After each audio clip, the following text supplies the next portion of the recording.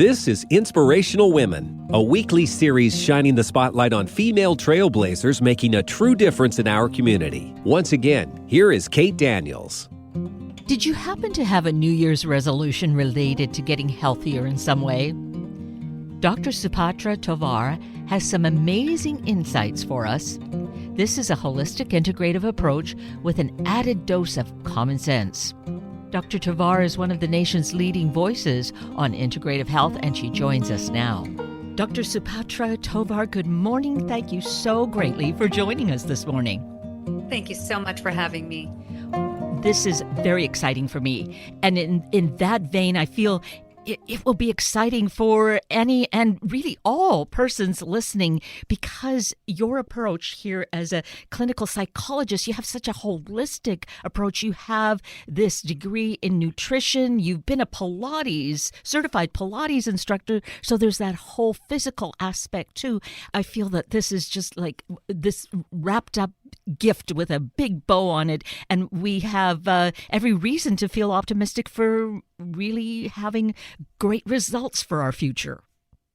Oh, absolutely. I think that, when I started my educational journey, I started as a Pilates instructor and realized I really wanted to help people on a more holistic level. Helping people really brought so much joy to my life. So helping them physically meant that I wasn't able to help them maybe with nutrition or maybe with their mental health. So I went to study dietetics, and even studying nutrition and dietetics and becoming a registered dietitian, I realized I still don't have what I need to help people on this holistic level. And that's why I got my doctorate in clinical psychology. And now I feel like that's the trifecta in order to help people on, this holistic, all-encompassing mind, body, spirit level.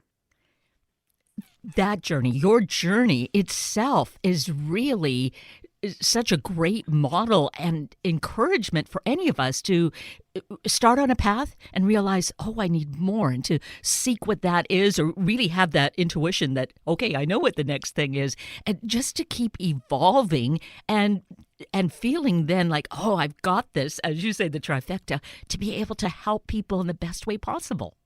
Yes, yes. And it's been an amazing journey. I know that once I started as this, after my doctorate degree as a psychologist, and incorporating all of these other areas into my practice, that was the key to helping people move along in their journey. Because I think a lot of people think that mental health is separate from physical health. It is not at all. They are intricately tied. And once you can address all of these levels, you can see both mental and physical and emotional and spiritual health improve. And I think that that's what everybody's looking for. And to have it come from one area rather than having to go to 4 different people or 3 different people, I think that that's been valuable to my clients. That feels like such common sense. I'll call it a package, but to have it all integrated that way really means someone can just be on this journey and not have to repeat themselves or bring someone else up to speed on what's been going on. You have this relationship, and it really makes a difference for us. Yes. And I think, especially when it comes to issues like weight and shape, that is, I think, what so many people struggle with. It's a universal struggle. Having the knowledge base and how to help somebody not only learn how to listen to their bodies and make sure that they're really truly tuning into the body's signals, but as well as what has brought them to this place where they might be unhappy with their body. That is a deeper exploration, especially into childhood dynamics and the attachment styles that you might have formed with your primary caregivers. Really opening up that objectivity and that awareness, I think, is vital in order to completely improve one's health. So here you are located, I think, in Southern California, right? Yes, So in Los Angeles. So in Yes. what a time for all Los Angelians. And yes. I hope that you are safe. Yes, I am Yes. safe. And I'm actually the disaster response co-chair of my psychological organization, Los Angeles County Association. And we have been out in the field and helping people and gathering resources and, trying to make sure that everyone's safe and they have what they need. There's lists of pro bono therapists offering free therapy. And it's really just been a terrible time, but also an amazing time to see how everyone in this community has come together to help everyone heal. Oh, and that's amazing and wonderful, and a whole subject in itself that would be Yes. worth pursuing. But thank you for sharing that, because that really shows how, as community, we can come together, and it's important that we do Yes. and support each other and do great things. So that's happening. So that's wonderful to hear. And I was thinking, as I mentioned that with your being then in California, that we don't here in the Northwest or elsewhere in the country don't have that kind of easy access to you. And how you help us, though, I feel you have this new book and you also have your podcast. So we're able to learn and to follow and to really be able to gain not necessarily what we would have, of course, one-on-one, but we still have, I think, the next best thing. And we can really get this comprehensive approach to our good health. Yes, that's the biggest reason why I wrote my book. I was seeing with all of my clients coming into my practice who were suffering from eating disorders or disordered eating, that my approach was truly helping them. And that was so inspiring to me. And this was all types of eating disorders and all manners and forms of disordered eating. And through developing this process, I decided I need this to get out to the greater public, especially in light of the confusion around nutrition, the proliferation of these weight loss medications. And we can talk about that, a little bit more, but to provide people a natural way to become more in harmony with their body and heal parts of themselves that have been holding themselves back, either from achieving the health that they want or shedding a lot of the terrible messaging, honestly, that comes from society and from diet culture. So I wrote the book. I also created an online course, which is a deeper dive from the book. And then started my podcast. And my podcast, right now, it's called A New Body Insight. It will actually be changing into a new insight just to make it shorter and more concise in the future. And that has been my mission, to pull from all of the different experts in the field, doctors, dietitians, fitness experts, psychologists, therapists, anyone that I can learn from in order to make my health journey better, but also everyone else's health journey better and more efficient. And I've been really proud of all of the amazing guests that I've had on and how much I've learned and the feedback that I've gotten from others. So it certainly is just a wonderful medium to be able to disseminate information widely to the public. So I love podcasting. I love it.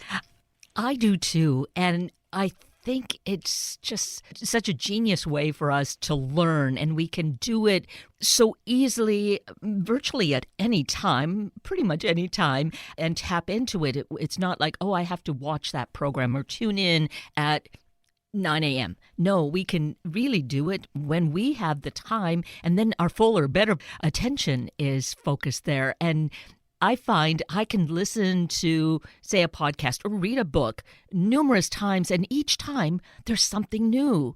Either I have learned something so I'm hearing it differently, or really I just passed over it the last time. Don't you find that sometimes happens?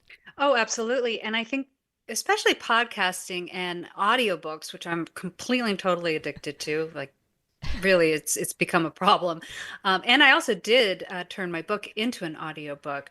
I think that form of learning is so valuable to busy people because you can be putting your podcast on while you're cooking, while you're walking your dogs. You can really be listening to a podcast or an audiobook any time of the day and be learning. And just really getting into audiobooks for me, that's how I've just been able to gobble up information and learn from all of these other experts out there. So it's just an amazing medium. Yes. We are so fortunate to have all of this at our disposal. And we should mention then, as we're talking about your podcasts and the book, that an easy way, I think, to access that information is through your website. Yes. Well, I have two websites. That's I have my practice website, which is drsupatratovar.com. That's DRSUPATRA tovar.com. And that's where you can find out about my work professionally. I'm licensed in almost four states. I'm just about licensed in New York, but I'm licensed in California, Colorado, Illinois, and soon to be New York. And that's where you can come and you can work with me personally on the therapy level. And I also have associates who work with me who are all aligned with a holistic health approach, and they're amazing, incredible therapists. And then I also have a new-insight.com, and that's where you can go and find any information about my book, about the course, about the podcast, about finding me for speaking engagements and things like that. It's supposed to be my educational hub where you can go and find that information. That is great, and we'll have that on our website as well for easy access to listeners who may have missed that, because, of course, we'll have this as the podcast as well, and you can back it up and listen. And there's the beauty of audiobooks and podcasts, is that we have that flexibility. Totally. I wanted to step back to your talking about eating disorders and disordered eating. Like those are two separate things. I'd never heard it phrased that way. What are we talking about? Well, disordered eating is just defined as anything that kind of veers out of what is considered normal eating. So normal eating is really just about, okay, I'm listening to my body, I'm hungry. So I am going to listen to what my body is trying to tell me to eat. I am going to go eat that. I am going to be present with it. I'm going to listen to my body for when I am done, when I'm no longer hungry, and then put the food away. That would be considered normal eating. So you can see that there is probably numerous ways, and we all do it, where we are eating outside of the norm. Emotional eating, when you're super stressed out. I mean, it's been a stressful time in here in Los Angeles, and I found myself doing that with a friend one day. I was like, oh my gosh, I am just eating, and I am not hungry at all. So that's disordered eating. It was also emotional because it's very stressful, and people were in danger. And I think that was really hard for us to see. So I'm sure plenty of people were eating emotionally. So that really encompasses, or mindless eating, when you're just sitting in front of the TV and you're just kind of on autopilot and you're just eating and eating and eating and not stopping until you realize you're way over full. That is really disordered eating. When you get into eating disorders, they're clearly defined disorders where you are, practicing this certain behavior for a certain amount of time. They need to cause, you some distress, some impairment in functioning. And so you have to fall into certain categories. For example, with anorexia nervosa, you have to be a certain BMI, you have to experience body dysmorphia, you have to be overly concerned with weight or shape. So it's when you really fall into these categories. Bulimia nervosa, similar, you're restricting your eating, but then you also have compensatory, usually start with restricting your eating, but then you go into binge eating, and then a compensatory behavior that makes up for the binge, like vomiting or overexercising or taking diuretics or laxatives and things like that. And then you have binge eating, which is just binging for a certain, way more than you would normally do in a sitting for a certain period of time and duration. So when you have those are the three main ones, and there are other ones that fall into less common categories. So you can see it's a spectrum. And I also think it's really important not necessarily to pigeonhole eating disorders and say, oh, okay, I don't fall into these categories, so I don't have an eating disorder.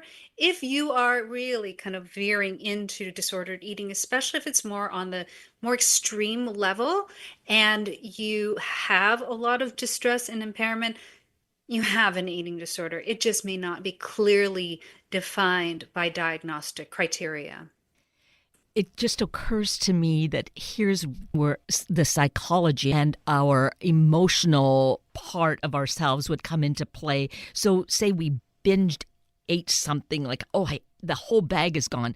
You might start beating yourself up, and then it spirals downward into really having some kind of emotional crisis, or I could just see so many negative pathways out of that. So that's where this holistic approach really matters. And I believe, bring that into play for us to say, okay, you stop. That happened. Then what do we Mhm. do? Well, What's say it's if it's something as small as one time ate an entire bag of potato chips, I think that that's a really important time to just practice some self-compassion and say, okay, I did eat way more than I really wanted to eat. I'm not going to beat myself up. I'm not going to feel guilty about this. I'm going to try to learn from this. What was it that made me do that? Was there a trigger? And really kind of investigating for yourself what that trigger was. It might have been, triggered by something in the news cycle. You might have had a run-in with an old high school rival who's thinner than you are, and it made you feel terrible. So having that awareness is so key because that's where the learning happens. Oh, okay, why did I feel this way? Well, I might not be feeling so great about my body. Why am I not feeling so great about my body? And then taking yourself down the rabbit hole of those questions can really get you to the root of what the problem is. And when you know what the problem is, say it's, I just never feel like I'm good enough. I think that's like the majority of people in the world actually have this negative core belief, I'm not good enough. And you can see that that comes from us watching anything, any kind of advertisement, any news, any television show where, you have these very thin or even emaciated movie stars. You're thinking, I'll never look like that. And that just brings about all of these negative feelings. What are those feelings? Depression, hopelessness, despair, whatever, negative anxiety, fear. And those emotions make you do things, make you behave in a certain way. If I start to think I'm not good enough and then feel terrible, I might go eat that entire bag of potato chips. So it's really getting to the root of that thought. Why are we thinking that way? Is everybody not good enough? Is it just you that's not good enough? Or are you good enough? What's the evidence that you are good enough? And when you start to go into that, and you really start to delve into what makes you a worthwhile, beautiful, loved, loving person, what do you feel? You feel warm, you feel loved, you feel at peace, you feel calm. And when you feel calm, you're most likely not going to eat that entire bag of potato chips. You might just say, okay, that looks really good to me right now. Maybe I'll have a handful and I'm going to eat it and I'm going to really be present with these potato chips. And when you're present and you're consuming that way, there's a point where your tongue is like, hello, that's too much salt. Please stop. You know that moment. And when you know that moment, then you're like, okay, I think that's enough for me. But what we find with most people who, especially who diet or who are inundated in diet culture, that they have these restricted, taboo, off limits foods. And that also creates urges to binge. When we want what we can't have, there's going to be a point where we tip over to the other side. And often, if we think that it's taboo and off limits, we'll just eat as much as we can because we're like, oh, we can never eat that ever, ever again. Nope, that's it. I had my cheat meal or whatever they call it. I really don't like that term. And that's what leads to overconsumption, right? Mhm. So opening up your food choices and making food neutral, along with working on our thoughts, can sometimes be the cure for any kind of disordered eating. And if you can imagine a life, you open up all your choices to all foods, everything is open to you. And you're truly listening to your body and you're in your body. Can you imagine that level of freedom? That's what my clients have discovered. And that, like, to see them so happy, to see them so fulfilled, it has been just the most heartwarming, amazing experience of my life. And so you see how this works, that what you are doing, the results prove that this approach works. And thus you've shared the book or written the book, Deprogram Diet Culture, which again speaks volumes in terms of where we live in our culture. It's so focused there, and you're helping us to really see it differently. Yes, and I can proudly say that everyone that has come and stayed and completed therapy with me, many of them, even when they complete this portion of therapy, they just stay on and really kind of use therapy as self-care. But everyone that's come in who wants to work on eating disorders or disordered eating has recovered.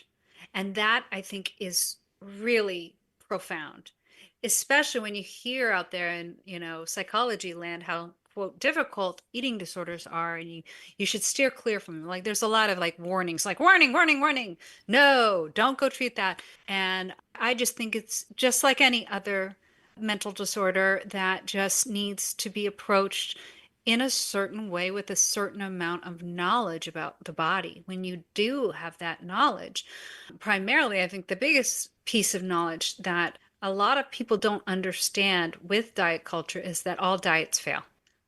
I don't think that they really fully understand it because marketing is so good and it makes you think, oh, this might be it. This is going to be the magic pill, or that I've heard is, the way to go. All diets fail.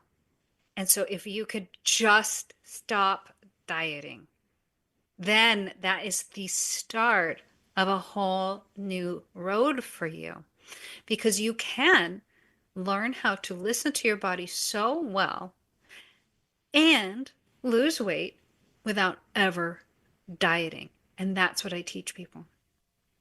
So, very important to hold on to that thought as I just take a little leap over to what you had noted earlier on about these new diet pills and medications that people seem to be just consuming in the marketplace and leaves it lacking for others who actually need them. So, what do you tell us about the use of those medications? Well, I think it just speaks to a lot of larger systemic issues. And I think primarily what we've seen, if you just look at the proliferation of obesity in our country and in the world, and the classification now of obesity as a disease, I think does people a great disservice. We haven't had a problem with obesity until kind of the mass marketing of food, ultra processed food introduced into the diet, and then kind of a global emphasis on certain macronutrients or the vilification of these macronutrients.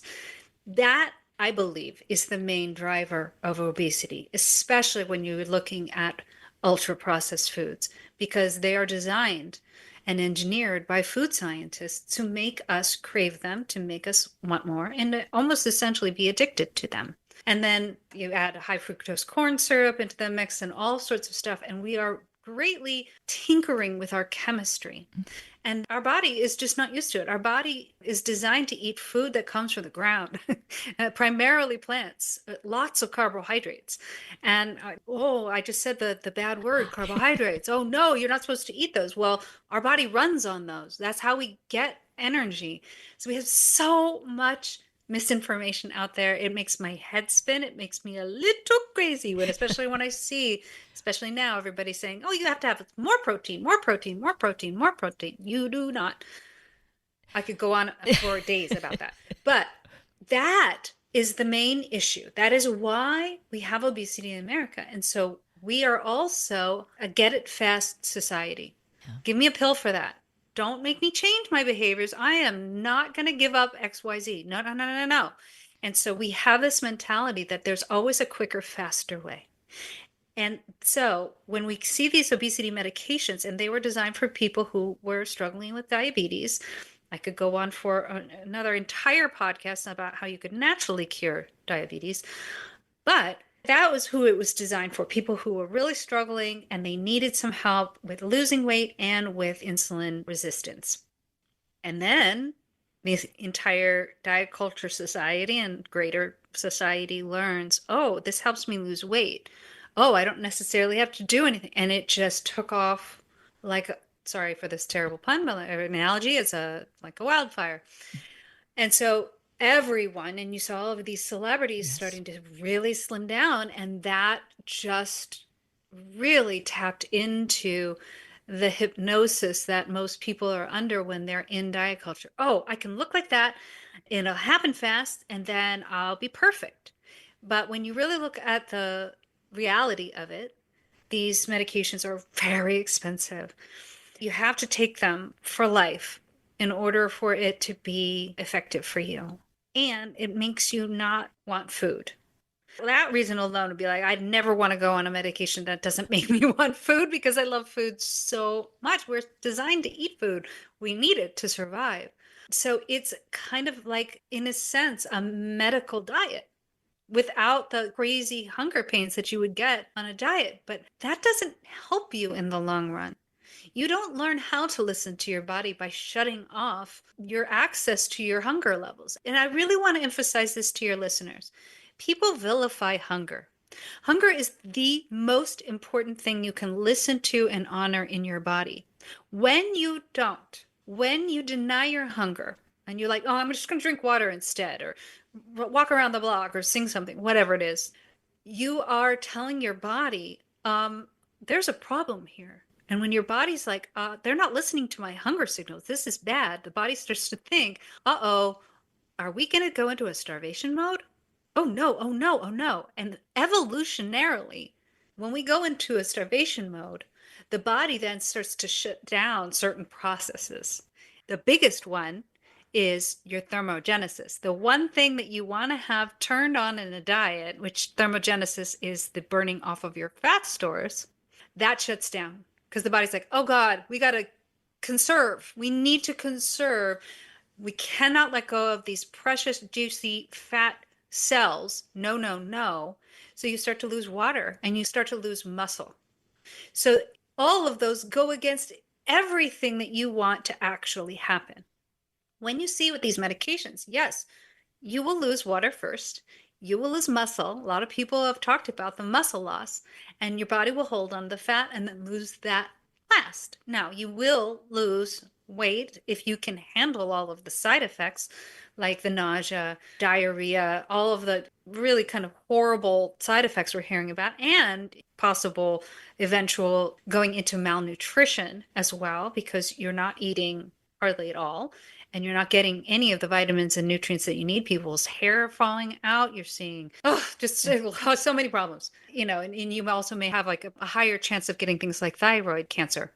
So I look at all of that and I'm like, it is so not worth it to me to be in that category and to have all of those negative things happen to you and to be reliant on a drug for life that's hundreds to $1,000 a month, when all I have to do, and it's not all because it's simple, but it's not easy. If I can learn how to realign my relationship to myself and my food and truly tune into my body and listen to my body and never restrict any food ever again, that seems like the choice I would make. And I would hope that that would be like, oh, I can make that choice too if I'm in the greater public, because I just feel like we're becoming kind of slaves to the man, honestly.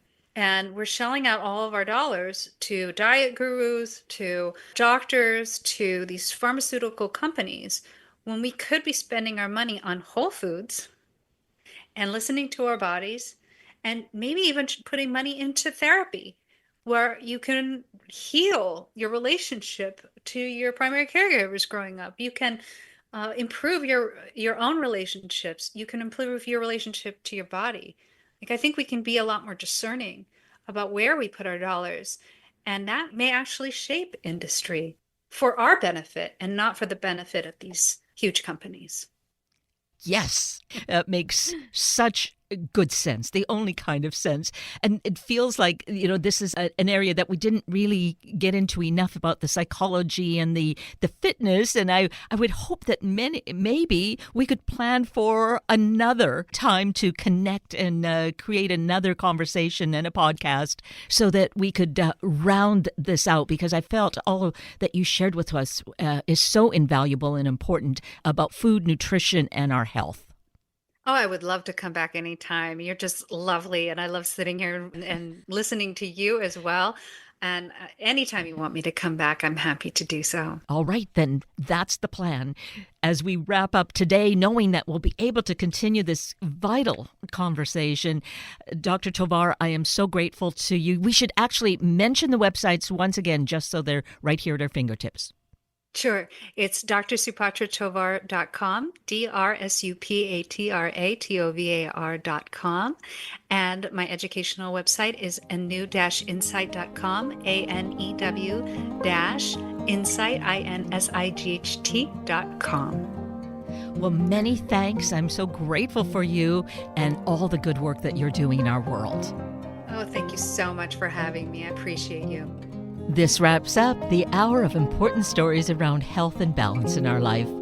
Please check the station's website for the podcasts for more information about these guests, and do share the stories with your family and friends. I'm Kate Daniels, and if you'd like to connect with me, simply email me, katedaniels@hubbardradio.com. Thanks for sharing this hour this morning. Thank you for listening to Inspirational Women. Tune in every Sunday morning at this time to hear about those truly empowering the Northwest community, all for the greater good. Sunday Morning Magazine and Inspirational Women are a public service of Hubbard Radio Seattle.